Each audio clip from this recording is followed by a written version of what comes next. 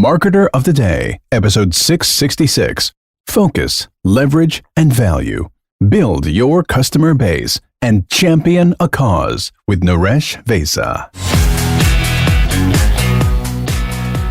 Hey everyone, and welcome back to the Marketer of the Day podcast. We're here with return guest Naresh Vissa, and you can find his it's been a while, so I wouldn't say very old, but his vintage interview at marketeroftheday.com/121. And Naresh is a very interesting guy. He has all kinds of best-selling books, such as 50 Shades of Marketing, PODCASTNOMICS, TRUMPBOOK. So he knows how to make those controversial titles and subjects. And he's here to talk to us about the future of freelancing, about the digital economy, about all kinds of things that you can and should know about automation, about outsourcing, about podcasting. We'll see where the interview takes us. So Naresh, glad to be talking to you again.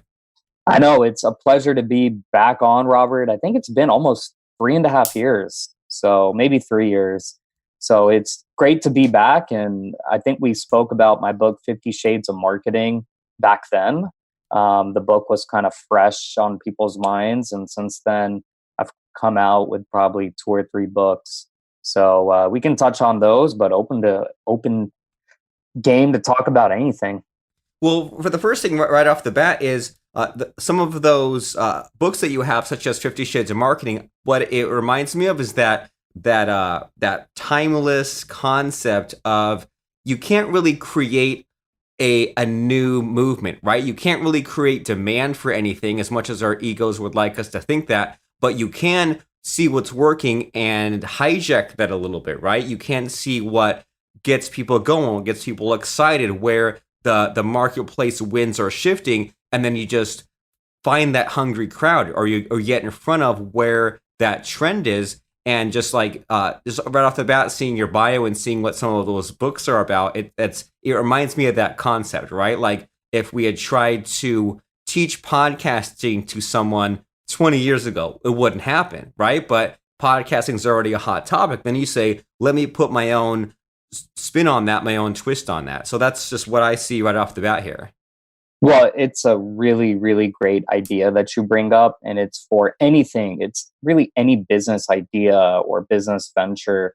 You're just going to have a better chance at succeeding if you go with something that's proven, if you kind of just piggyback off of what's proven and what works versus trying to reinvent the wheel and creating something new from scratch. And what I like to say is good artists, they borrow, but great artists, they steal.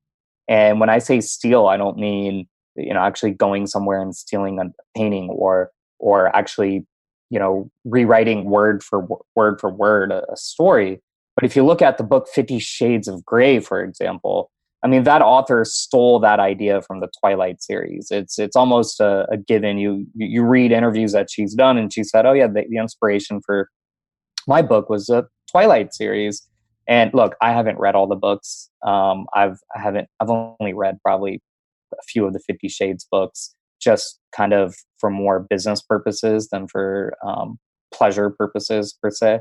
But anyway, you look at what she's done, and you look at some of the great innovations throughout history. I mean, you look at Apple, and Steve Jobs has talked about ideas that he's stolen, and you just put all those ideas together. You get one idea from here, one idea from there, one idea from a book you read, one idea from somewhere you traveled, and you steal those ideas and put them all together, and boom, now it's all your idea. And I think that idea, that concept is so important for people to learn, whether it's art or business or entrepreneurship. Doing what's already proven and merging all those ideas together will create something just incredibly unique force. Yeah, so it's like you're stealing, but you're not being a copycat, because the things that you're stealing from are from other industries or things that used to work, or are just combining different things. So it's like that end result that you end up with is something that's sort of unrecognizable. And you're so right. I mean, the 50 Shades of Grey books, I mean, that Danielle Steele has putting out, I don't know, hundreds of books before that. And then I was even at an airport not that long ago, and I walked by some bookstore, and there was a book out that looked like it could have been a 50 Shades of Grey book, but it was like some other author, some other series, but it was like very similar in like look and like title and things like that. And when I got home, I looked up on my phone like this series, and there were like 25 books. So it's like sometimes even there's the thing that you hear about that's popular, and then the person that piggybacks ends up taking that even further. So yeah, that's some really fun marketing lessons. And so I kind of want to shift gears here because I noticed that you're speaking a lot these days about regular workers transitioning into their freelancing careers, or how the small business economy is evolving. So can you unpack that a little bit? What has been your thoughts these days about this whole freelancing thing? Well, the freelancing thing, I got started before freelancing was even freelancing. So this was probably 11, 12 years ago when I got started as a freelancer. And I think that's how a lot of small businesses are started in general, going back to the beginning of time. It's like one person goes out on their own and tries to do something on their own. And then whatever they're doing kind of grows and grows, and they need help. So they hire somebody, and then that grows and grows, and then they hire somebody else. And that's essentially how businesses are started. In the case of freelancing, as we know, technology and automation has really changed almost everyone's life, whether you're in a third world country or you live here in the United States. Technology and automation has become a huge part of our daily lives. And because of technology and automation, many workers have either been replaced, displaced, or they've seen cuts in their, they might still have, they might go from full-time to part-time. And so with that being said, with these kind of, let's call them cuts, that's spurred this kind of entirely, I don't want to call it new anymore, but it's spurred this entire segment called the freelance economy, which is really driven by online and digital. And my book, 50 Shades of Marketing, kind of shares tips and strategies that any business person, including freelancers, can do to get themselves out there and leave that online and digital footprint. But the freelance economy is continuing to grow. And I saw a statistic that by 2028, and I've actually seen statistics that show that even before that, but by 2028, more than 80% of the US economy is going to be freelance. And so what does that mean? Well, first off, who are freelancers? What are freelancers? Freelancers are essentially workers who don't work for an employer. They don't have a boss. They work for themselves. They're essentially solopreneurs. And they generally have one service to offer. So you have freelance graphics designers, freelance web designers. I wouldn't call yourself a freelance business person because you probably do many different things, or you probably manage legitimate companies. But a freelancer is someone who specializes in one specific niche. So if, let's say, you're a plumber, you can absolutely become a freelance plumber if it's just you and you decide that you don't want to work for a plumbing company anymore. You want to get your own clients, you want to take your own calls, you want to have your own schedule. Now you're a freelance plumber. And then once you incorporate a business like an LLC or an S Corp and get enough clientele to where you need to hire somebody to work under you, you've turned that freelancing profession into a legitimate small business. So that's what freelancing is. And even talking about the plumbing example, nowadays, plumbers, how are they going to get clients? How are they going to get referrals? Well, they need to have good reviews on Yelp or on whatever plumbing review sites there are. They need to have good reputations online. They need to have a website. I mean, this is the way of doing and transacting business in the 21st century. And so because of the online and digital tools available, freelancing has kind of risen and has become extremely popular. And I expect Gen Z, so we keep talking about the millennial generation, but Gen Z is actually quickly about to join the workforce. And so once Gen Z joins a workforce, it's looking like, at least the data is showing, that many of them will opt to go the freelance route because of the skills that they're gaining in college or technical trade schools.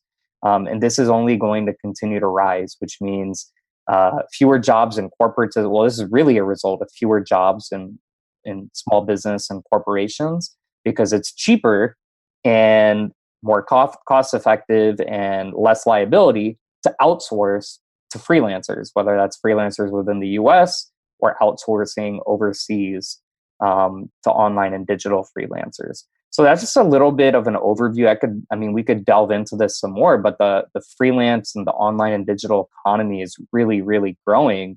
Freelancers are spurring that change, and more companies, 2008, 2009, major financial crisis led many industries, especially the banking spaces, financial spaces, to cut costs, cut employees, and outsource overseas.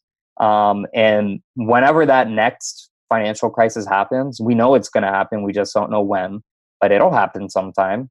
Whenever that happens, is really that's going to essentially be the excuse that jump starts and gives a freelance economy the domination that it's close to attaining.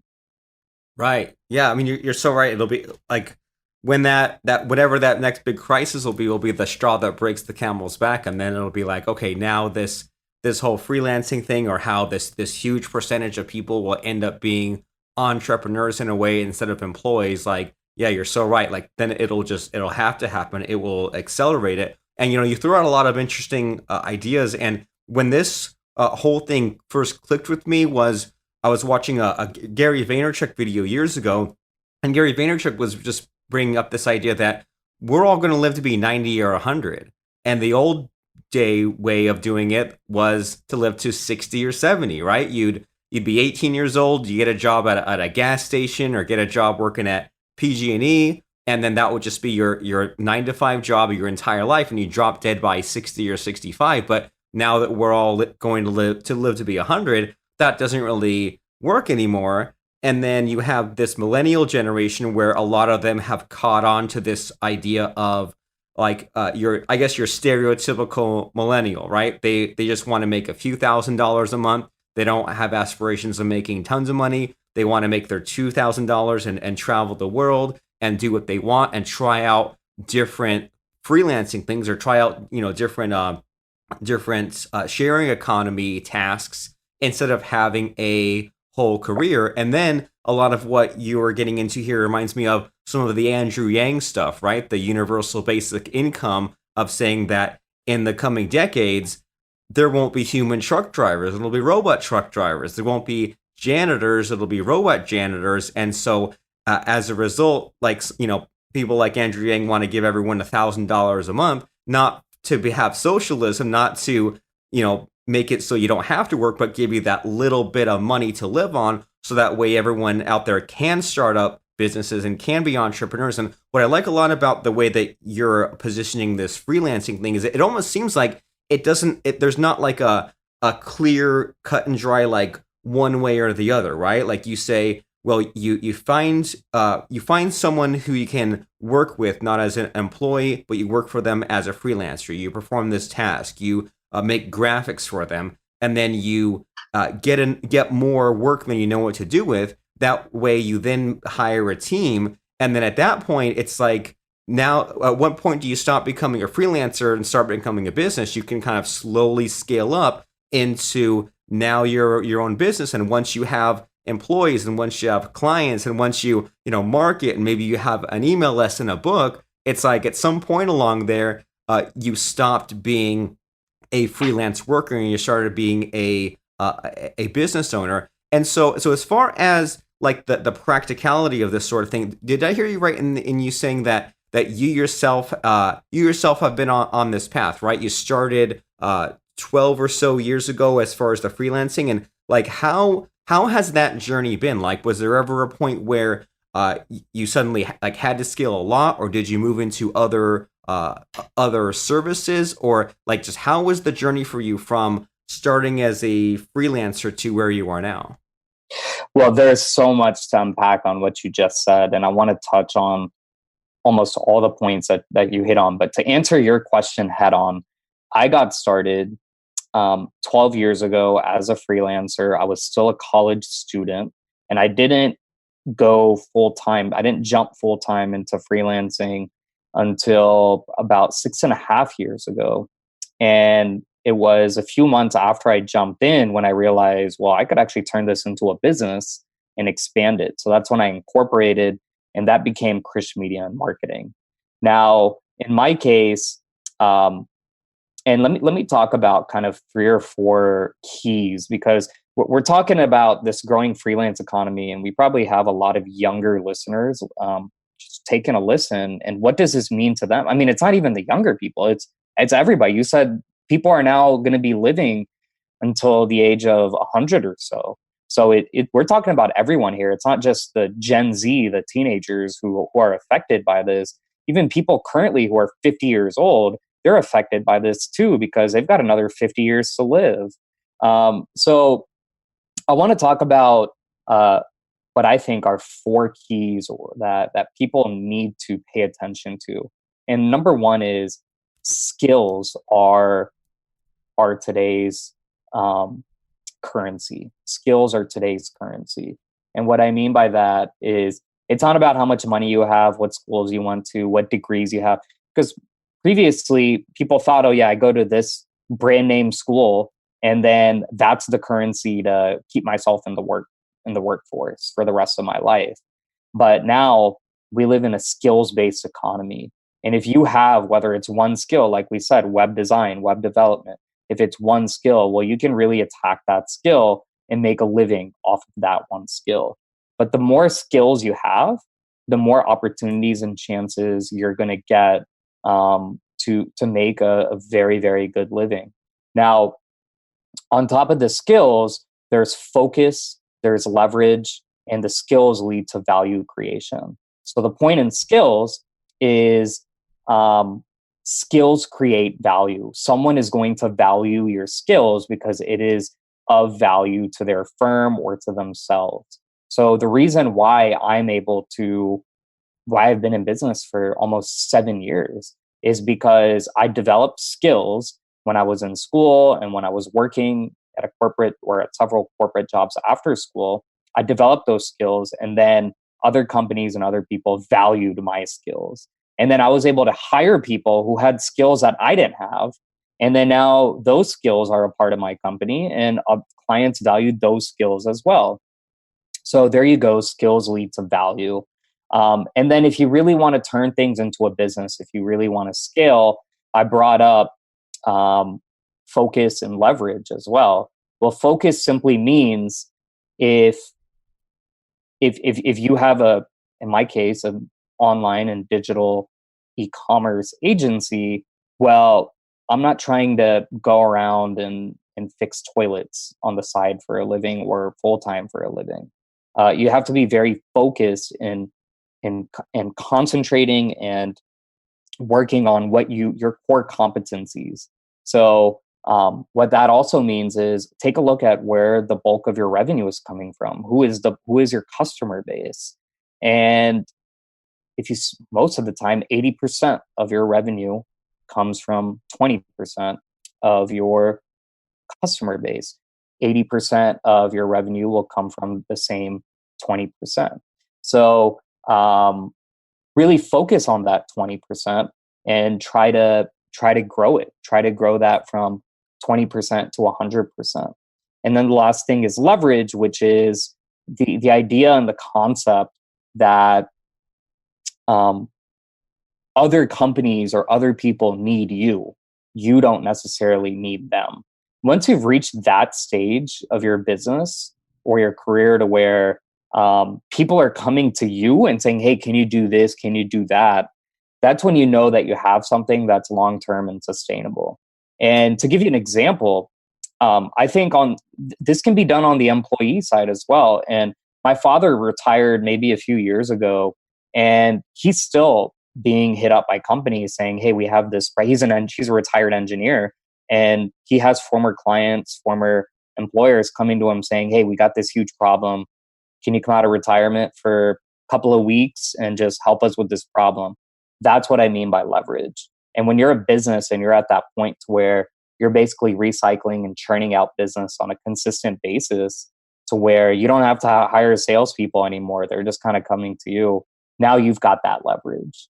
And so I think freelancers of all types need to keep these 3 or 4 principles and ideas in mind, but it all starts with skills, because skills, like I mentioned, are today's currency. Now, unpacking what you said earlier about universal basic income, Andrew Yang, and some of those ideas, well, I got to say, I wrote a book called TRUMPBOOK, How Digital Liberals Silenced the Nation into Making America Hate Again. It came out a couple of years ago, and it was essentially an online and digital primer on the 2016 election. And so I follow politics, I follow online and digital. And I got to say, Andrew Yang is absolutely crushing it when it comes to online and digital strategy. He's come out of nowhere, really, no-name guy. People are just now seeing him for the first time, have no clue who he is, but he's doing extremely well. And his concept of universal basic income, it ties into freelancing and this rise of this new economy, because he wants to give $1,000 a month to every US citizen. And this actually is not universal basic income. He calls it a freedom dividend. Universal basic income, if you look at previous papers written about it and ideas, it's a lot more than $1,000 a month that universal basic income wants to give folks. That universal basic income is essentially a standard or living wage. So we're talking about $15,000 to $20,000 a year. In Andrew Yang's case, he's just saying, look, $1,000 a month is not enough to live on. It's not enough for a standard wage. But what it does is it gives you enough capital. It gives you capital in the bank to where you don't have to worry about, the healthcare, the housing expense, the food. It gives you enough to where you don't have to. I mean, so many Americans, that's what they're they wake up every morning worrying, are my kids going to get educated? How am I going to pay for this medical bill? How am I going to put food on the table? And $1,000 a month will help curb that. And the idea behind his platform and its campaign is to spur entrepreneurship, because he understands where the economy. He's one of the few well, I wouldn't even call him a politician, but he's one of the few candidates who understands where the economy is going, because he himself is a tech entrepreneur, a very successful tech entrepreneur.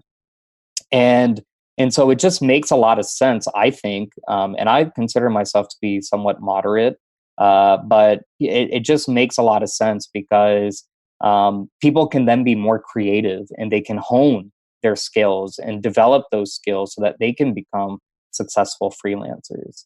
So it's an interesting point that you bring up regarding Andrew Yang and his universal basic income, but it ties right into economics and business and entrepreneurship. And he's not one of those guys who's just saying free everything. No, in fact, with the $1,000 a month, he would take away some of the benefits that people are essentially getting for free. So I think it's good overall, and it'll be good for the economy. But then I also want to mention, I'm considered a millennial. I've exited my 20s and I'm now in my 30s. And you brought up how a lot of millennials want to make just enough so that they can travel and have fun and enjoy life.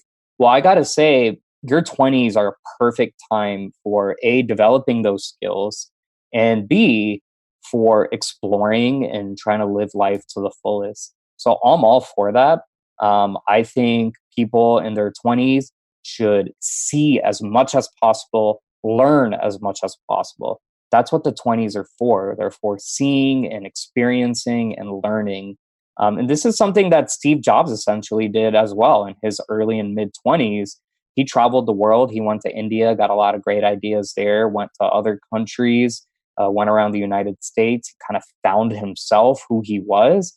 And though just kind of living that nomadic lifestyle, he was almost a hippie, but living that lifestyle is what ended up creating Apple and turning it into the juggernaut that it is today. And he was when Apple really made it big for the first time, Steve Jobs was in his 30s. So that's what I say. Use your 20s as an opportunity to learn as much as you can, see as much as you can, so that by the time you hit your 30s, you've got that experience and you can kind of hit the ground running.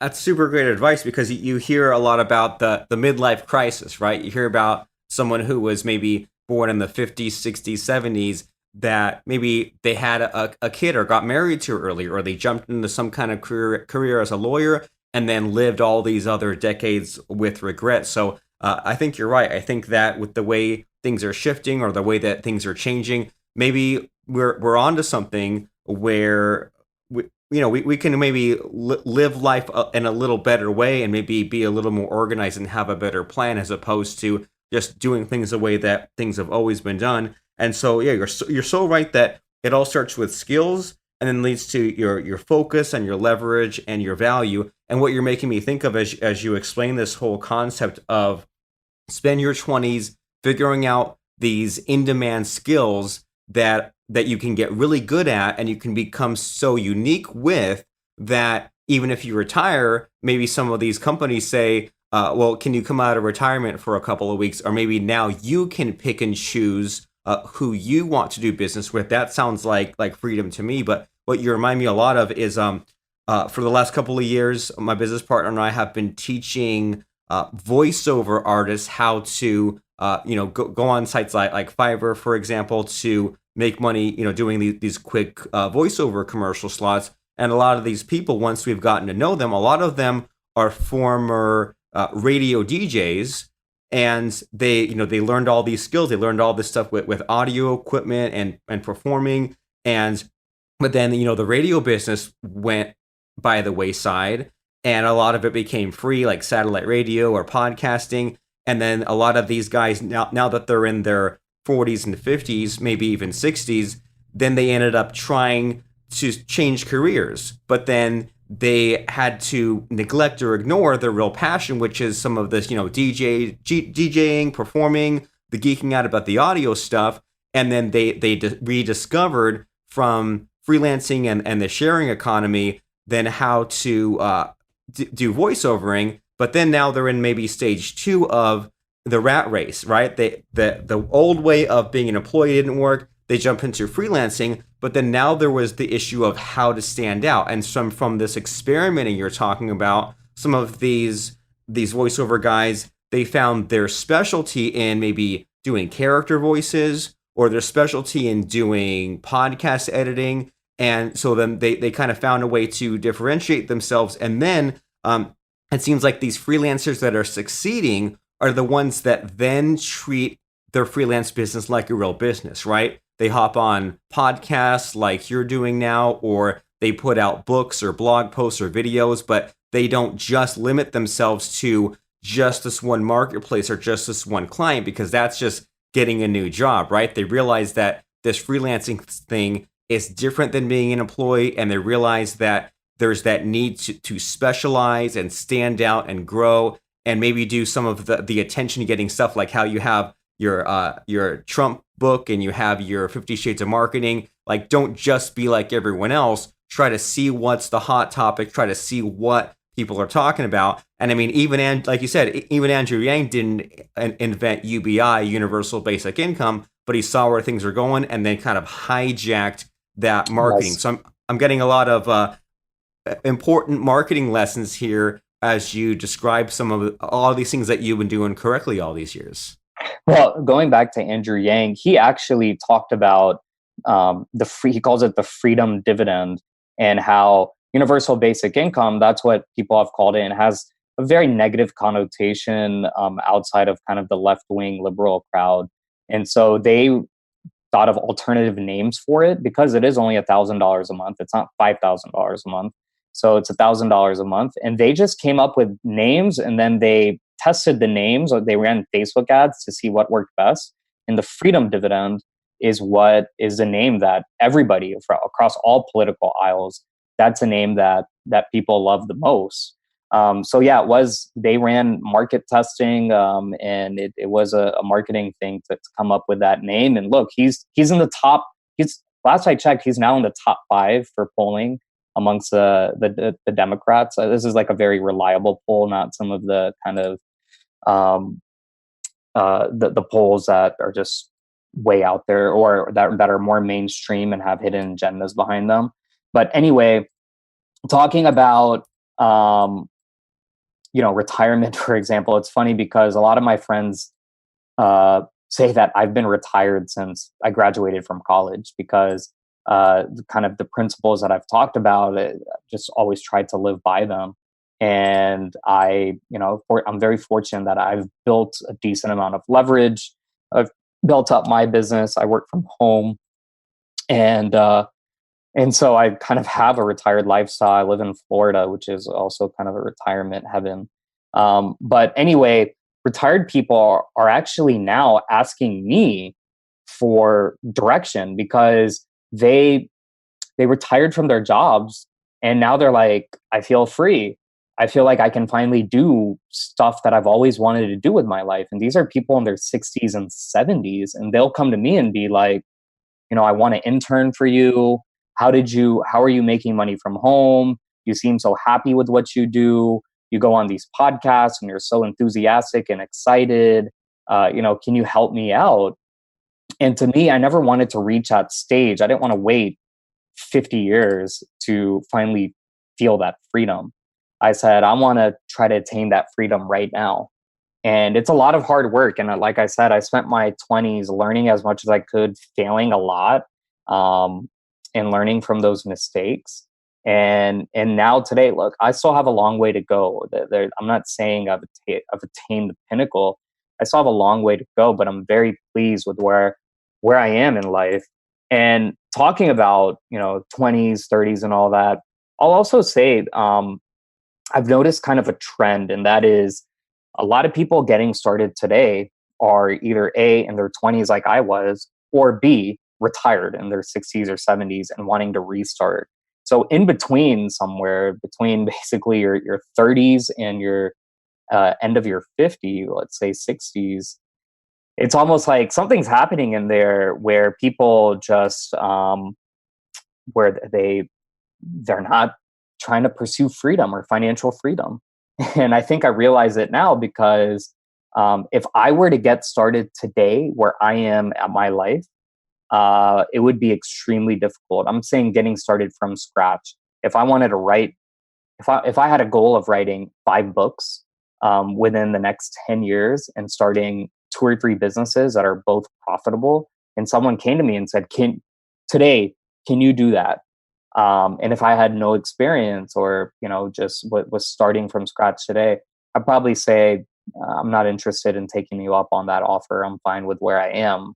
But I got started, like I said, 12 years ago in the freelance game, and started my company almost 7 years ago. So I was in my mid-20s when I got started. I was single. I was, just didn't have any attachments, and I could afford to fail. But now where I am today, I've got a 30-year mortgage. I'm married. I've got a kid on the way. There's a lot going on, and so I'm just very thankful that I got started when I did it, because I've got people who also come to me with the families, with the 30-year mortgages, saying, I really want to leave my job. I hate it. I keep switching jobs because I keep hating every job that I work. I need to find a way to make side income or alternative income. I need to find a way to leave my job and make money, but I can't. How do I get started? And all I can do is tell them what I did, but it's really hard for folks, like I said, in those 30s to 60s to follow up, or 30s to 50s to follow up, because they've got a lot of other stuff going on that's getting in the way. Yeah, and what I'm hearing from the way that you laid that out is in that dead zone, so to speak, right? Age like 35 to 55, there's lack of free time. I mean, if you're in your 20s, you don't have a lot of money, but you have a lot of free time. If you're in your 60s and beyond, in those retirement years, there's a lot of free time. And it's like if you look at people who are up there in the years who are still 100% mentally and physically there, you look at guys like Mick Jagger or William Shatner. they love what they do, and they don't slow down. I mean, I'm sure they take breaks, take vacations, but they don't say, well, I'm just gonna sit in their retirement home for the next 30 years. I mean, that seems like a slow journey to death. So it's, yeah, and I think a lot of us can relate to that, of being in 30s, 40s, 50s and saying, well, I've got the mortgage, I got the wife, I have the family. Maybe some of them have a career going, so there's a little bit of a sunk cost there. And yeah, it seems like it's not impossible at that age to get going, but it might take a little better time management, or finding the time before or after work to get something like this rocking and rolling. And it seems like you and I are on the same page in that if someone's at that age and they're willing to take that risk, it's totally worth it, because it's like, now you can watch your kids grow up, right? Now you can take out time in the middle of the day to help them out with school or soccer practice or something. Whereas someone else who's trapped in that 9 to 5, might not have that sort of flexibility, that sort of freedom. But then being the freelancer or the entrepreneur comes with a little bit more risk, and it might require some more thinking and pivoting, because things shift beneath our feet with some of this internet stuff, don't they? Like whole industries or whole niches or ways of freelancing might completely go by the wayside. So yeah, there's a lot to talk about here, and I want to make sure, as we're beginning to run out of time here and winding down, I want to make sure that people heard our conversation and they say, man, this guy sounds really smart. Like he's got a lot of the answers. Where can and where should people check you out, and what kind of things should people be buying from you? Well, I highly recommend people check out my books, which are mostly on online and digital economics and the online and digital economy.